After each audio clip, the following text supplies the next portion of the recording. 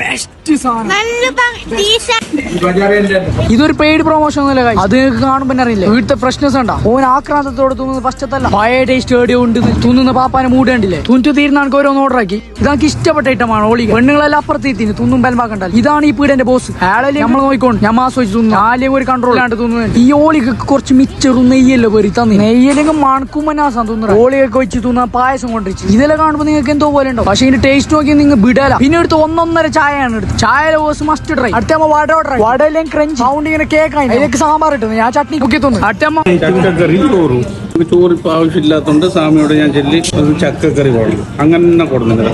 ചക്കക്കറിയും ചോറിന് ഇപ്പോഴത്തെ ജനറേഷൻ അറിയില്ല. ആൾക്കാർ ഫേവറേറ്റ്. പക്ഷെ ഇരിക്കുന്ന അത്ര ടേസ്റ്റ്. നിങ്ങൾ എത്ര 40 കൊല്ലായല്ലോ ഈ ടൗൺ തന്നെ അയാൾ പറയും. നല്ല ഫുഡാണ് കൊടുത്തല്ലോ. ഉച്ചക്ക് 12 മണിക്ക് മുമ്പ് ഒരു സ്പെഷ്യൽ സാധനം കൂടി ഉണ്ട്.